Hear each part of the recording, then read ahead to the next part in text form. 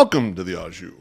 I'm your host, Beefloaf. This show is being powered by From the 108 and FromThe108.com, where you can get all of our content top to bottom, blogs, podcasts, and videos, including the world-famous Sunday Soak. You can also get all of our merch there, including the infamous Wave Sucks and hashtag 108 in Garbs.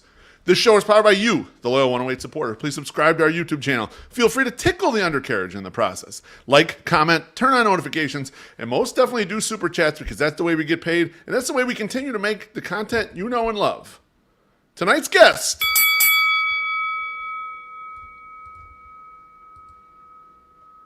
A contributor at Sox On Tap, but a longtime voice in White Sox Twitter, previously writing for the Loop Sports. He's also collaborated with the 108ers on a bunch of things in the past, including being part of the first Festivus show at Low Res back in the day, and being a big part of the Dollar Dog competition in 2019.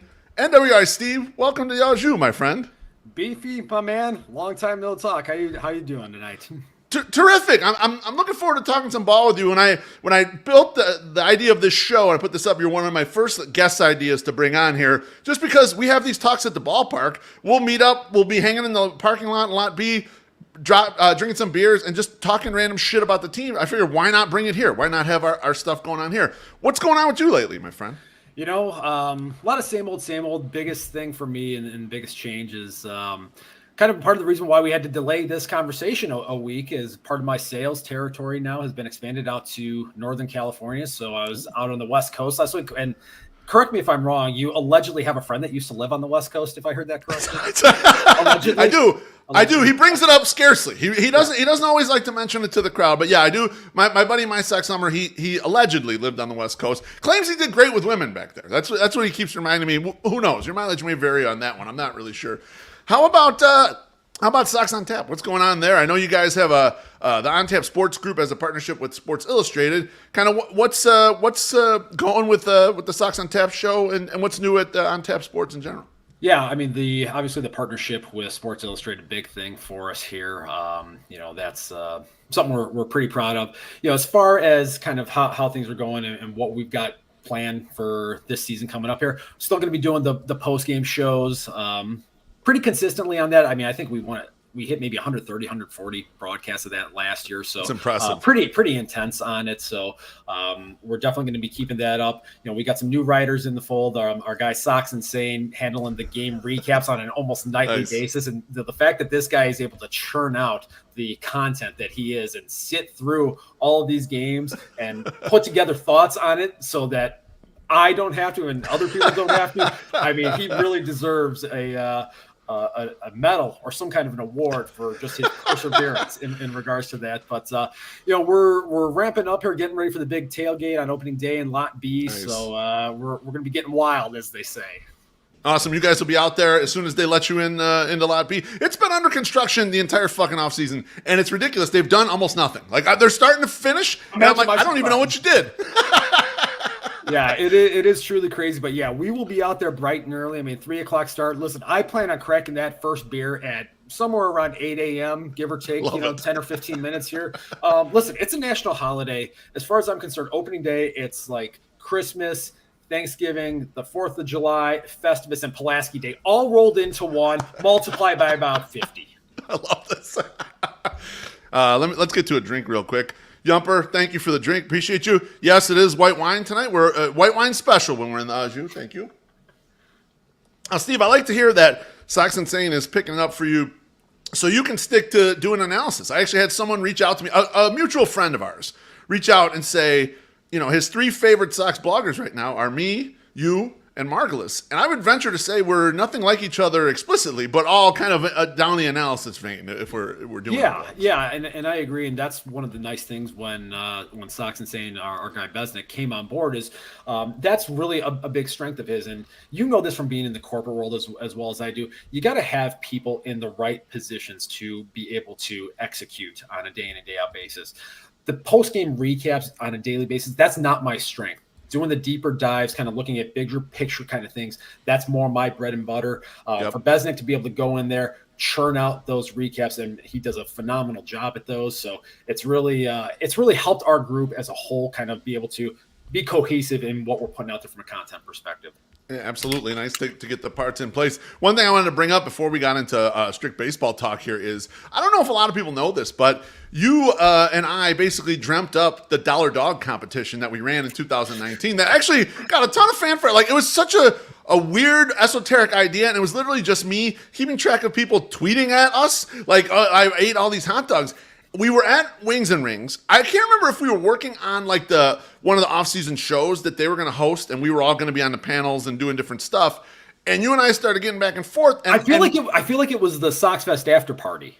I think you're right. I think that's what it was. Yeah, I think that's absolutely correct.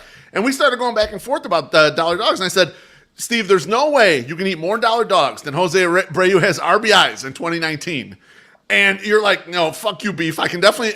And Jose Abreu, to his credit, he had his best RBI season. He led the league. He had 123 RBIs. Of course, you fucking housed that number, and I think you ate 131 dollar dogs that year. So you did beat me in that bet. But it kind of spawned the competition, and I would have never met Matt Amundsen if it weren't for that competition. Like, who's this guy coming out of nowhere eating like a billion hot dogs? And we had the good fortune of getting a chance to interview Brooks Boyer at the end of the 2019 season. And I kid you not, Steve, he messages me and he goes, "Can we get an in-running a total of the leaders and the dollar dog?" I'm like, yeah, absolutely. We'll stay in touch with everyone during the podcast and make sure we bring this up. So it got a life of its own, and really that's a credit to you, that idea that we worked on that together. The funny thing about it, so when you made the little prop, and I assume we're going to talk other big, better guy stuff here tonight. That's the nature of the call, right? No? Yeah, right. But when we talked about that, I was like, okay, Abreu, he's getting like 100 to 110 RBIs a year. I think I can handle that pretty easy. And if you looked at the schedule, I believe there were, I want to say 9 or 10 dollar dog days. That year, I had to miss the first 2 of them just because I had work obligations and everything. So I was behind the 8 ball already when we got to May. And that first one there, the first week of May, is when I famously got caught on camera, like in between like 4 of them, and I looked like I just had the hot dog sweats, just everything just permeating onto my pores.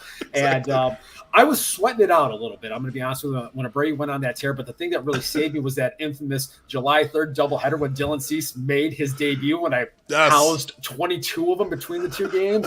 I might have had a coronary afterwards when I got home. It's hashtag unconfirmed, but it was a thing. We were hanging out in between games. We're on my deck up there. You are looking. It's incredibly fucking hot. Like, game 1, and then it's like you got to go back there for the nightcap and hit that shit hard again. It was like incredibly impressive. It was one of the most impressive things I've seen in that ballpark. Actually, most of the impressive things I've seen in there haven't been baseball related. So kudos to you on that. The funny thing about it is that as you're going through the season, you kind of learn different strategies. And what I started doing about midway through is I was actually taking a backpack in with me and just filling it with bottles of water. So I'd go in there with like 6 or 7 bottles of water, because you're getting so dehydrated from just taking those things down there. And I was getting to a point where I was consistently doing 13, 14 of them a game. And, that's like 6 weeks worth of sodium intake right there in about a 3-4 hour window. So, you got to stay hydrated out there, kids, if you want to accomplish your goals. It's funny. People will ask me, like, how do you know these are legit? And I'm like, well, I've kind of watched most of the people at the top of the leaderboard. I've sat with them for a game and watched them eat this stuff. And it's like, it's incredible and disgusting at the same time. I absolutely loved every minute of that competition. So White Sox Sal is up in the comments. He says, has Steve declared the season over? We'll do that in the second half of the show, Sal. So stick with us there. But first off, I want to get talking about something that we were spitballing a little bit. I've written a blog about this a long time ago, so I really like that you brought this up as a question. But it's kind of like general White Sox fan reactions to the various projections that have come out. And the 2 high-profile ones that have come out recently is Dan Zimborski's Zips at Fangraphs. That came out and had the White Sox at 74 and 88. And then Baseball Prospectus Pacoda, which is an infamous one that's changed hands over the years. It's not with all the exact same people. That one's still a bit of a moving target right now, but the last I checked, it was 79 and 83. So just want to get your thoughts on how the general public reacts to these things, or at least at a minimum, the White Sox Twitter public. And it's funny you mentioned that, because I wrote an article about this a year ago, kind of talking about the same thing. Just the overall reaction is there's always really 2 camps of people. There's one side of it that just will summarily dismiss the projections and say, they're too low. This team's so much better than they are. And then you have the other side of the projection, or of the fan base that's like, oh, I can see it happening. I would say that the side that is more pessimistic is probably a little louder at this juncture here, and I think we've seen that this year. But kind of going back to what you and Jordan Lazowski were talking about last week, is you guys kind of dug into a little bit the reasons why the projections could be wrong to the positive side of it. And I think with this team in particular, I've been saying for a couple of weeks, I really believe there's only two ends of the spectrum and two viable outcomes for this team. Either they have a modicum of health and they come out close to, their 70th percentile projections and perform close to what they've done kind of at their peaks across various different seasons here, and they win 90 plus games and take the division. Or on the flip side of it, they get buried early on by their schedule. They have health and performance inconsistencies again, at which point then 74 and 88 doesn't seem that far off. Because if you think about it, you get off to that bad start. If you have inconsistent performance that we've seen, and if you get bounce backs from guys like Lance Lynn, Lucas Giolito, who I wrote about earlier today here, and some of these other free agents to be, if they're 6-7 games out come July 1, they're probably gone. Right. Yeah, they're on another team. Yeah. Right. And then at that point, 74 wins doesn't seem far off, if we're being honest with ourselves. And I caught a lot of flack with Anthony over at Sox on Tap for this. But imagine that. You guys are butting heads on some topics. Yeah, I know, right? I know, right? It's almost like sometimes it's scripted, but it's just people want to automatically dismiss it and say that this team is too talented. Do they have talent? Yes. Have they shown it in brief little spurts? Yes. But the only time that they've really pieced together health and performance was a 60-game sprint in 2020. Right. Other than that, they haven't been able to do it. And that's why I think it's wrong to go out there and dismiss the projections, because one of the things that those models are going to typically look at, like you and Jordan talked about last week, is it's going to look at health factors, specifically the most recent seasons. And these guys haven't played enough games. Eloy can't stay on the field for 120 games. Moncada, same issue. Luis Roberts, same thing. These guys have not shown an ability to give you 150 games in a season. That's why it's not far-fetched to think that it could be bad to the downside. Right, and you'll notice too in some of those projections that they're also taking into account because of the lack of health. I think some of these take into account like them playing a little bit when they're nicked up, when they're hurt, when they're not at the full peak of their powers, because you see the little bit of the drag in the numbers. And I think all of us, we looked at that core and we thought, here's their upsides, and our brains still subconsciously want to look at what those are. But when you're this far into it, when you're this many years, this many plate appearances, like Yohan Moncada kind of is what he is. I don't think 2019 is coming back. He can still be a good player, but it's not that same thing. So it's the interesting take here. Let me get to a couple drinks. Colin, thank you. This is from the UK. That's $5 in pounds. So I don't know how that goes, but thank you. He says, finally online late enough to do this, although midnight soon, so going to bed. Well, bless you too, Colin. I appreciate you. And then my guy Gordo, he just says, cheers. Cheers, Gordo. Appreciate you. Yeah, Steve, the thing about projections for me, I wrote something back in 2020 because I see what you're seeing. And for years, everyone would, it would be a radio topic to yell at the Pacoda projections. Oh, yeah.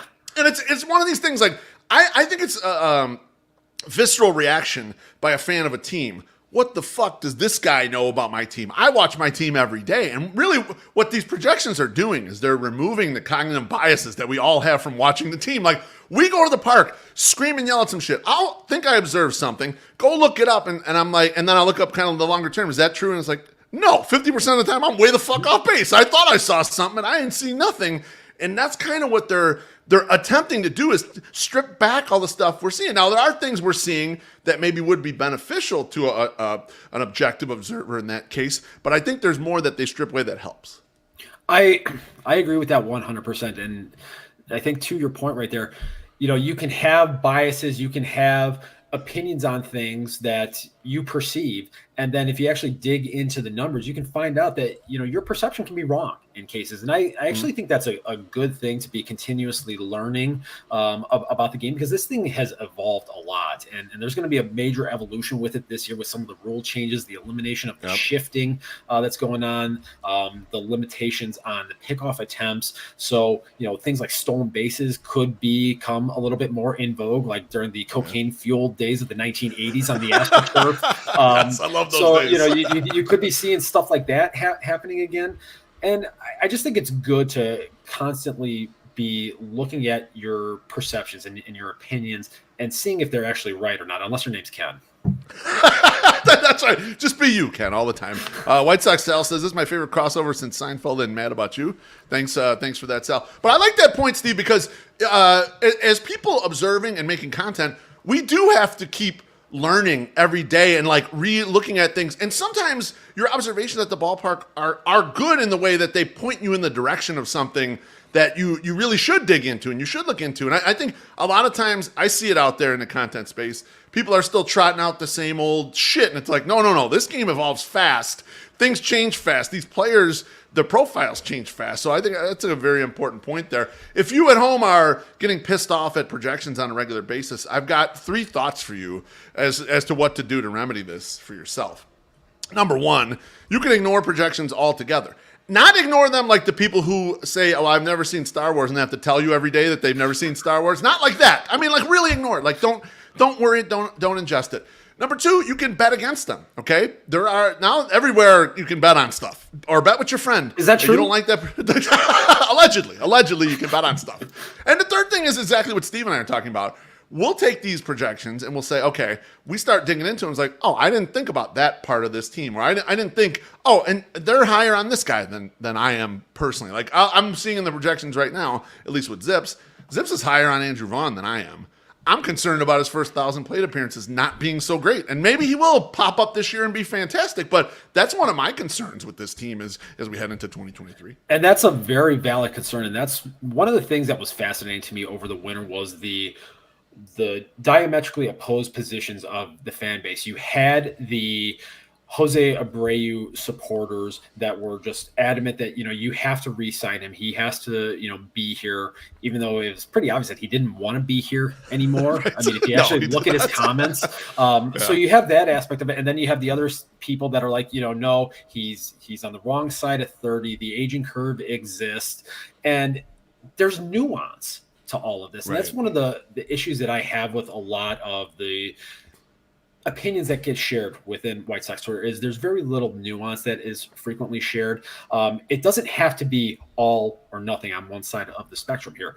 The aging curve, it does exist, but there are outliers to it. And the assumption that a lot of people have that just because Andrew Vaughn is going to be standing on dirt this year instead of grass, he's all of a sudden going to become a 135 WRC plus guy. I'm not thoroughly convinced about that. And that's one of the things I wrote about early in the offseason was how bad he's been in the second half, and this belief amongst some people that, his legs are going to be under him more now because he's not going to be in the outfield. Well, I want to see that happen. Right. Yes. I'd like to live that reality. I mean, maybe it's not cool to say this, but you know what? I tried to say it when Josh Nelson and I talked about it. I think Andrew Vaughn doesn't get in good enough shape.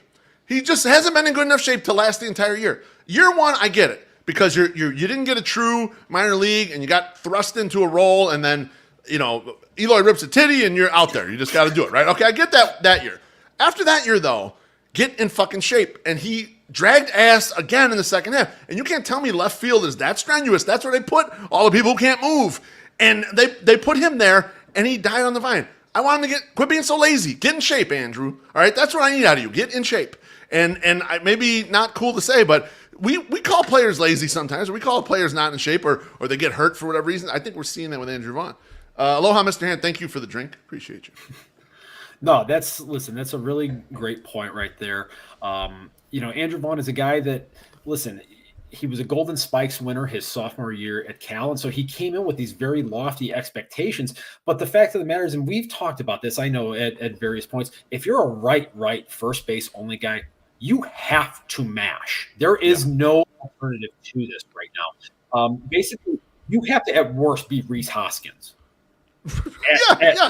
At best, be Pete Alonso. If you end up somewhere in between, okay, that's great. Cool. We can work with that. Yeah, have to be Rhys Hoskins because he's not providing anything defensively. He's not providing anything on the bases. So you got to go out there and you got to swing that big fucking stick. That's absolutely right. I want to quickly go through the White Sox individual projections here. I think for the audience that watches this, we won't go through the Zips hitters, but one of the things I noticed with Zips is that they think the top 7 in the lineup are solidly above average hitters kind of across the board. And so that it doesn't look like the offense has as many concerns as I thought it would have kind of coming into it. Where they don't think highly of the White Sox is with the starting pitching depth, and that is incredibly understandable. They're regressing Dylan Cease back, a little bit of a glow up for Lucas Giolito, but then once you start getting past Lance Lynn, they don't believe in Kopech. I mean, who knows what SP5 is going to do? We have Davis Martin, and then beyond that, I can barely name anyone who could get a start after that. I know the names. I have no idea how they pitch. Like, that's how shallow the pool is. Steve, do you agree with that? That like this is the Achilles heel of this roster?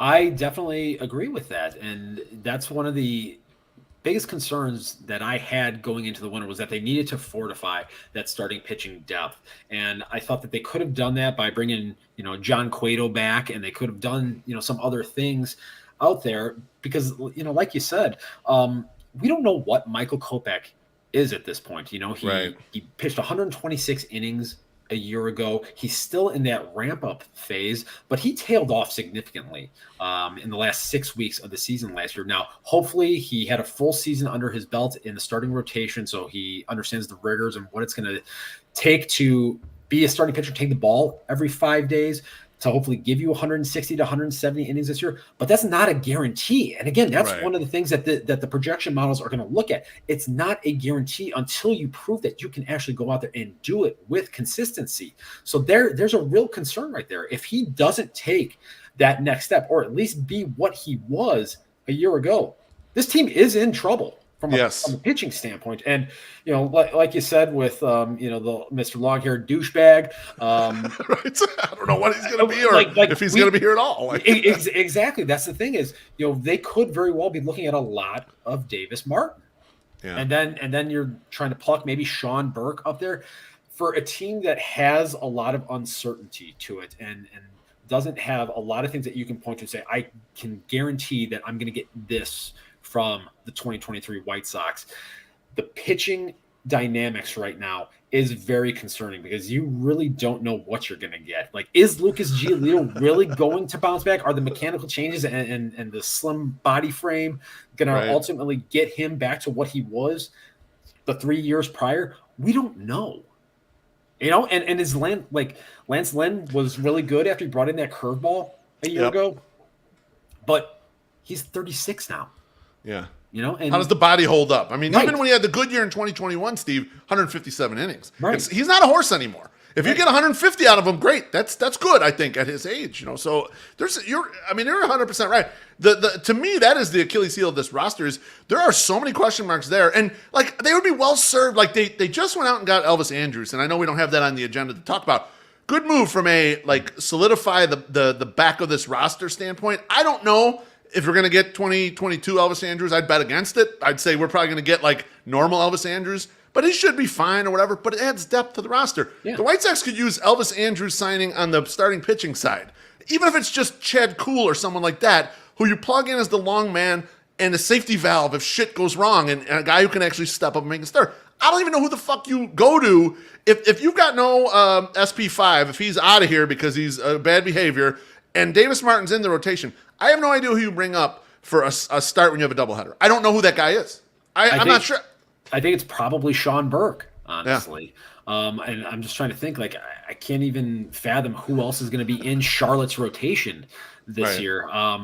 They plucked that AJ Alexi guy. I know very little about him. Jordan told me a little bit about the guy, but maybe he's next up. I mean, that's extremely thin in my personal opinion. Yeah, I mean, it's not like they have Chris Volstad, just settled down there in Charlotte, which offline story. Yeah. That's a story for another day. That's right. That's an in the ballpark story. That's a good one though. Yumper, thank you so much for the drink. He said Vaughn should join the 108 weight loss. That'll get him in shape. I don't know if it'll get him in shape, but it will have him lose some weight for sure. So thank you for that drink. And Mr. Hand says the varsity is okay, but if anyone gets hurt, they're fucked. That's kind of it. Like it's so thin, and the varsity is just okay because like we're leaning a lot on Dylan Cease being great, kind of to solidify this. And now Dylan was great last year, and Dylan, I don't want to jinx him, so I'm going to cross my fingers. He hasn't missed a start in 3 years. He's extremely durable and really good. So yeah, you have an ace, but you kind of need the rest of that fucking group to pop up for you. And here's, I think, one of the other concerns that isn't really getting talked about yet is you just lost the main piece of the back end of your bullpen. So now everybody slots up one spot right there. And so now you have to fill that other bullpen role.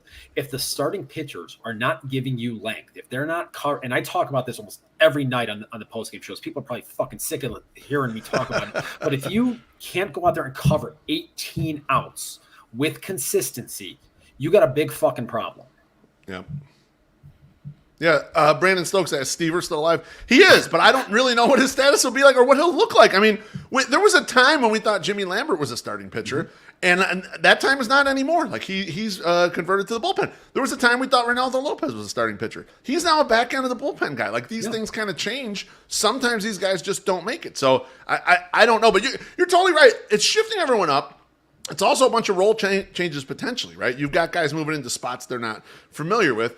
And I'm a big, use the guys in the most effective role, use leverage, whoever is the best matchup, use that guy right here. But we got a rookie manager. I don't know what his comfortability level is going to be with moving around these veteran guys and tell him, you're closing tonight, but then you're not closing this next night. I don't know how he's going to be able to handle that. Like, it's such a wild card. Like, I would go out on a limb and say neither one of us were Tony La Russa guys, but I think with Pedro, it's still pretty slightly not Tony guys. But with Pedro Grifol, I don't know what we're getting. I mean, I think everyone's convinced, this is going to be so much better. I don't know. I have no idea. Right. I'm interested to see what he does, Right, and that's one of the things that I've talked about a lot is until you're actually out there, and I think Pedro Grifol has come out and he's said the right things during his media availability to this point. But until we see it in application on a day in and day out basis, when he is forced to make those decisions, we're not going to know what he is ultimately. And I would venture to say that first 6 weeks, there's going to be fuck ups that are going to happen in there. And then we're going to get everybody wanted Tony gone, and now we got this fucking clown. You know what's going to happen too. He should be allowed to make mistakes, but it's another thing that like a lot of the fan base is really holding on to. Like, he'll be so much better than Tony, and I think eventually, you have a great manager on the downside, you have a young manager on the upside. Like you're saying, the first 6 weeks, the first half of the year, he might not be that great. He may screw up a bunch of things. He's learning. He's becoming the guy that you hope that he can become and stay here for a long time. So it's another area of like, I don't fucking know. It may go great. It might not with this guy. And that's, I think, the biggest issue that I have with this organization is there's just so much uncertainty. They do such a poor job of solidifying the roster. Rick Hahn, your boy. That's my boy. He loves to go out there during the early phases of the offseason and clearly identify a plan. Hey, this is what needs to happen here this year. These are the areas we need to address. And then he just doesn't go out there and address them.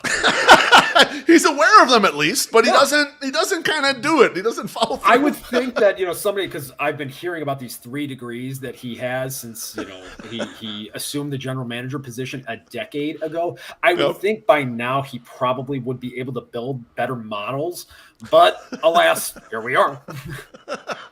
Absolutely.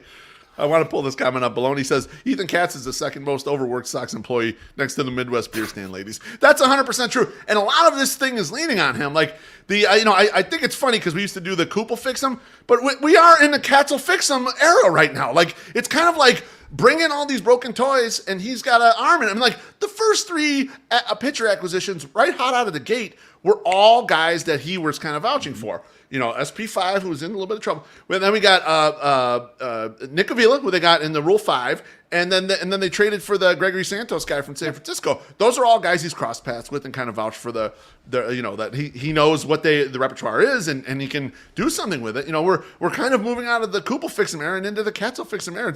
It's very interesting how much they seem to be leaning on him with regards to this. No, that's definitely one thing that I have found very fascinating to this point in his tenure. And I think, there's not really a big body of work that you can really say at this point that he's really gone out and fixed. Okay, you could say right. Ronaldo Lopez, transitioning into a reliever. That was definitely a positive last year. Dylan Cease, the progression that he got, he certainly can get some credit for that. For sure. But other than that, and then maybe Lance Lynn last year starting to incorporate the breaking ball a little bit more. But other than that, there's not a huge body of work there yet. So for people to be so overly confident that he's automatically going to be the end-all cure-all for these things, I think is a little presumptuous. I would agree 100%. Now, moving on, I saw this tweet a while ago, and like I said at the beginning of the show, I'd already planned to have you on this new podcast, but I saw this fucking tweet, and it cracked me up right away. And NWI Steve, for those of you listening on the podcast feed, NWI Steve tweeted on January 24th, Rebuild 3.0 coming to a ballpark near you this July. So I want to get into this a little bit, and you touched on it a bit when we were going through the projections, Rebuild 3.0. Now, most people will be like, why is it 3.0? But those of us have been here a while. Like when Han took over, that first kind of couple years, they were in 12. They had a team that almost won the division. 13, they collapsed. They were horrendous. And then it was like, okay, here's our pseudo redo right here. And that's when they made the trades. They made some free agent signings. The David Robertsons of the world. They traded for Todd Frazier. They traded for Samardzija. All those guys. Adam LaRoche took a break from trying to stop child trafficking in Southeast Asia. Yeah, exactly. So that's Rebuild 1. Rebuild 2 is the infamous rebuild, the trade Chris Sale. Rebuild 3. What's the impetus for this, and how does this manifest itself, Steve? In your mind, in your vision, how does this occur? Again, and this is not something that I'm hoping for or that I'm pining for, yearning for, but right. Like I talked about, if things go bad out of the chute with the schedule, the way that it is, and if some of these guys don't get back to previous levels of performance, like I talked about, you're going to see some of these guys on the expiring contracts. If they have any kind of health and any kind of performance, they're going to get moved. The returns aren't going to be great, but then at that point, you're really in a very precarious position with the roster because you've got guys like Yohan Moncada's going to make $24 million in 2024. Oh yeah. Eloy, I think, is going up to like 17 or 18. So you've got, and Tim Anderson is going to be on the last year of his deal. You've got a lot of pieces there that just. I've got a little chart here I can pull up for the YouTube watchers. Like, here's what it looks like after 2023, and like Steve mentioned, Tim Anderson will be on a second option year, so he'll be there. Moncada's going to make a fortune. He has an option in 25. You still have Eloy and Robert and Vaughn in 2024, but that's when Eloy's option comes in 25 and Robert's option in 26. You have 2 more years of Cease, who is probably the most tradable asset in here. Kopech for 2 years, but you're going to lose Lance Lynn. 2023 will lose Giolito, so you're losing a big chunk of that pitching staff kind of right away here. And that's where, again, if things go off the rails early on, knowing that we have back-to-back seasons of this team having the highest payroll in franchise history. Yeah. Everybody knows how I feel about he who shall remain nameless. Do we really think if this goes off the rails here again this season that he's going to be willing to outlay additional capital this winter to patch the holes that will be there? And we've seen this team doesn't really have a great track record when it comes to free agency. So that's not necessarily a very encouraging proposition if we're being honest with ourselves. Who goes first, Steve? Shit goes off the rail. Who's the first person that's traded? Who's the person where we're like, oh shit, this is really starting to happen? In that scenario, I would say it's got to be either Lance Lynn or Giolito, whichever one is pitching well. Because again, both of those guys are impending free agents after the year. Teams always need starting pitching, and maybe a team like the Dodgers, given some of their starting pitching health issues, maybe they figure, hey, we'll bring Lucas, back home here to SoCal, and we'll do what we need to do with him, or maybe a team like the Astros will, get their little voodoo going with him. And then next thing you know, he's, a Cy Young vote receiver again. So I read a blog about trading Colson Montgomery. I did about 3 months ago. It wasn't about the player necessarily. It was kind of about this issue that you're bringing up here, Steve, because there are two kind of segments to the core. And I had brought that image up on the screen on YouTube. Some of these guys are going to roll off, but there's going to be other guys that are still going to be here and still under contract for a while. And so you have this secondary core here that, in theory, starts meeting up with the Colson Montgomerys, the Brian Ramoses. My thought was, if you believe in those guys and you believe in the guys who are going to remain, the Luis Roberts, the Andrew Vaughns, and the Eloy Jimenez, then you don't make a big trade and try to reinforce the 2023 team. You let it ride. And like you're saying, if things go bad, you chuck what you can, get back what you can, and you let that next group come through. As of right now, prospect lists are coming out. What do you think of the next group of talent that's coming up? It looks like there's a few headliners, but maybe not so deep. Yeah, I mean, obviously the pool itself is very shallow. Colson Montgomery, the big headliner there, certainly. Yeah. At the end of the day, I mean, look, I think Keith Law, wrote last week, who famously loves the White Sox, and fan base will tell you that. He said that he thinks that Colson Montgomery could be a top 10 prospect of the sport by midseason. So that's pretty significant. I mean, that's a building block piece right there, and that's a foundational piece. My baby boy that I adopted, that I actually have joint custody with friend of the show, Sleepy Harold, yes. Jose Rodriguez. Popeye, yes. Yeah. Listen, I mean, that's my baby boy. So, the way Anthony has adopted Gavin Sheets, I have adopted Jose Rodriguez. So I will ride or die with that one. And Jose Rodriguez actually showed well on the individual list. So he's not a top 100 prospect for anyone, basically. But everyone, when they started releasing their top 10s and 20s, Popeye's top 5 generally kind of across the board. And there are some spots where he's leapt over Lenin Sosa, who had kind of a meteoric rise last year. It's going to be interesting to see where those guys end up positionally, because I don't think any of them are shortstops from anything I've read. I don't think Colson is. I don't think Popeye is. And it sounds like Brian Ramos is either third base or second base. So you got kind of an interesting – I wonder if any one of those guys ends up moving to the outfield at some point to hold all of them on the roster. Yeah, that definitely is going to be fascinating. I think that they're going to try for as long as they can to have Colson Montgomery at short. Everybody wants to throw out there the Corey Seager comp just because he is, 6'5", bats left-handed and everything. And there's just still not a ton of really tall shortstops out there. Right. You can look at, your Cal Ripkins and your A-Rods of the world and your Corey Seagers. Those guys still are pretty rare, if we're being totally honest with ourselves. So, if Montgomery is able to hold up physically at the position, I think you try to let him do that for as long as possible. But then, the next crop of guys that you mentioned with Ramos, with Popeye, with Lenin Sosa, you got to try to figure out and hope that one of those guys can fortify the position at second base, and then maybe Ramos can handle third base potentially there. And if they decide to move on from Yohan Moncada after 2024, 2025, then you've got a viable replacement there, hopefully. Yeah, that's absolutely right. Nathan Sheba, thank you for the drink. He says, thank you, NWI Steve. Where's that ball peen hammer so I can adjust my attitude? Cheers, Nathan. It's over here in the supply closet at the offices of SP Enterprises. Absolutely love it. Steve, I want to thank you for coming on and bestowing your White Sox thoughts on Dollar Hot Dogs, projections, and Rebuild 3.0. Remember, we ain't trying to be right on this show. We're just trying to understand. Do you have anything to plug before you get out of here? Just, Sox on Tap. We're getting ready for another full season here. Post-game shows almost every night. Big opening day tailgate in Lot B. Be out there. The Jello shots will be flowing. Who knows? I might be stone cold in some beers, depending on the weather. We'll see what happens. Let's get loose. Let's get a little crazy.